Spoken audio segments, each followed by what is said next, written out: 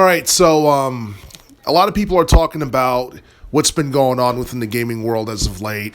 One of the things that has basically been making headlines is the fact that the EU has officially approved Microsoft's, new deal or their latest deal with Activision Blizzard. They had bought them out for $69 billion this past year, and since then, that is something that was initially scrutinized by a lot of people because they felt like it violated antitrust laws. But it turns out that the EU had determined that it doesn't, because pretty much you look at like the landscape of gaming right now, and you look at how much money that Sony and Nintendo has made from like sales in relation to their consoles and video games and stuff like that.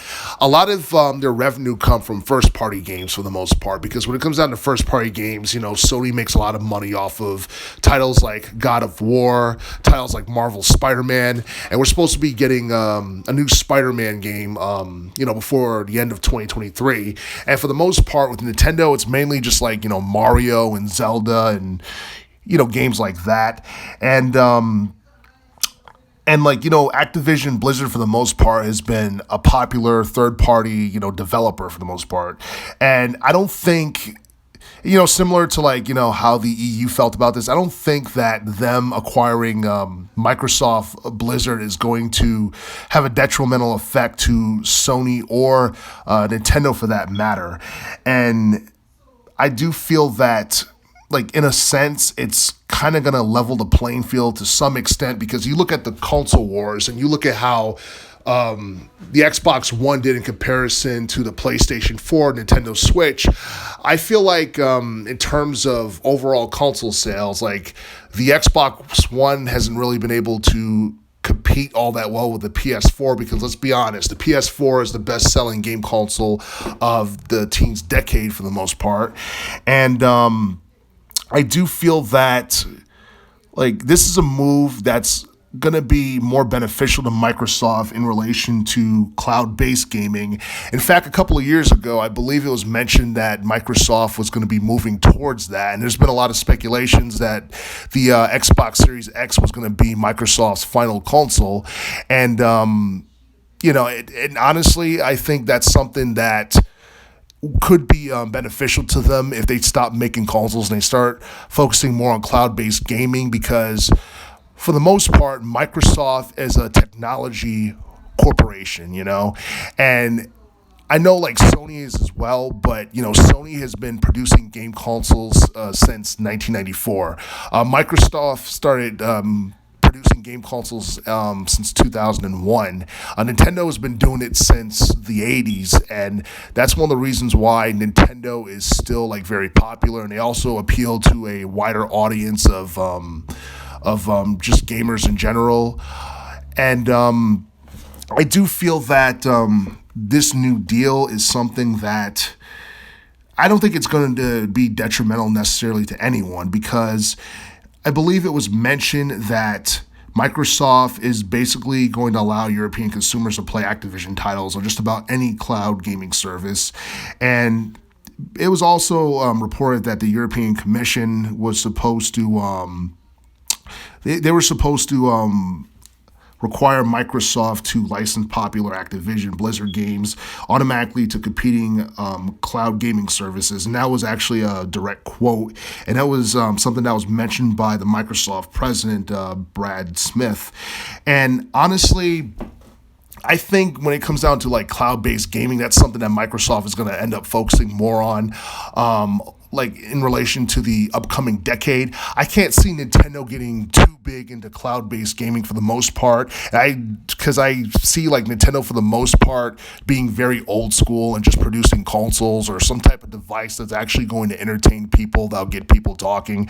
And as far as Nintendo is concerned, I heard we're supposed to be getting like a Switch 2 sometime in the near future. So if those rumors are true, then that's a sign that, Nintendo isn't going to be necessarily relying on cloud-based gaming anytime soon. And the same could be said with Sony, because you look at the PlayStation 5 ever since it was first released back in late 2020.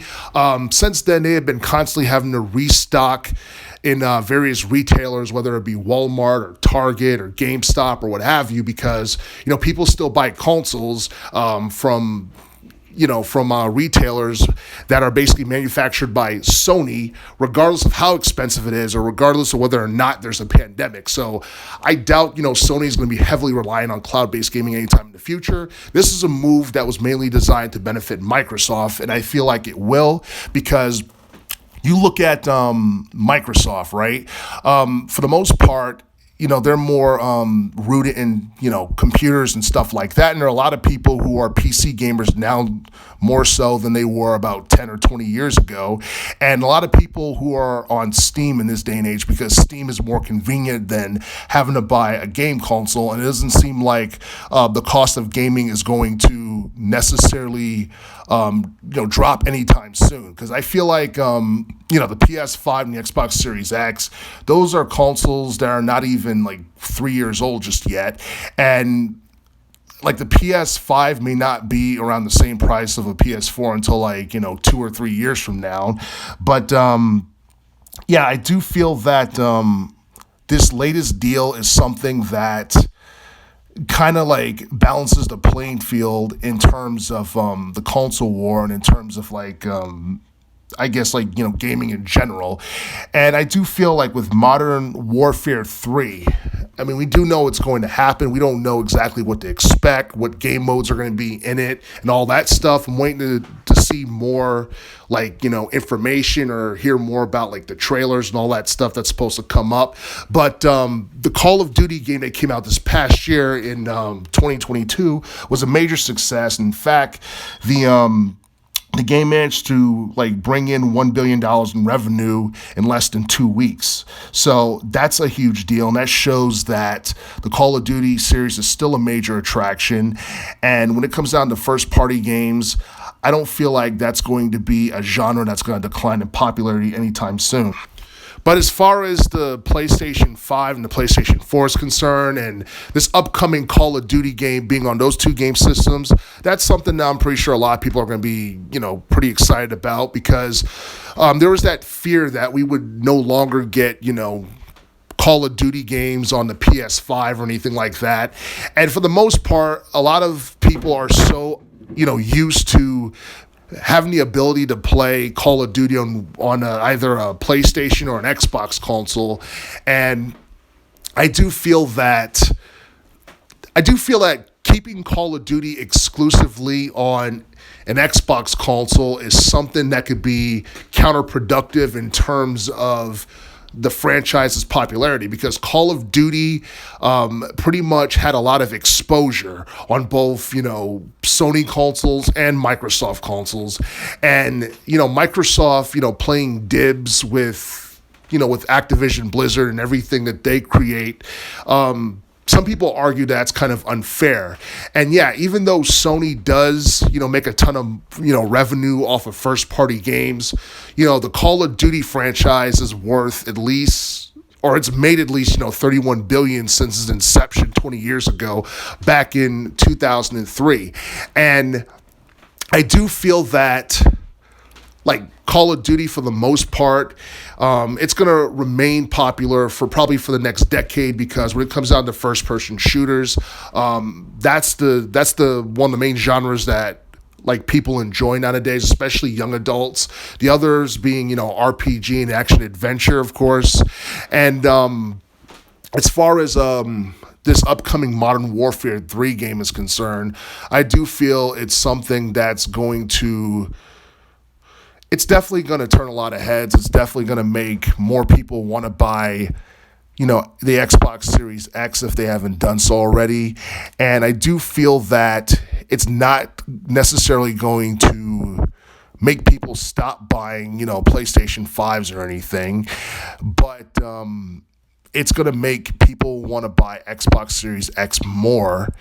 And I do feel that like this is a move that is designed to pretty much kind of level the playing field between Sony, Nintendo, and Microsoft. And of course, Nintendo I don't think is going to be affected in the least. And and Sony's just going to be whatever. So like when it comes down to shooter games and anything third party related, it seems like those type of games shine more on Xbox consoles anyway. So I do feel that, Modern Warfare 3 or this upcoming Call of Duty game being on the PlayStation 5 is actually a good thing. I'm a bit shocked that it's supposed to be on the PS4 considering how old the PS4 is, because the PS4 has been around for like a decade now, because that came out back in like late 2013, if I'm not mistaken.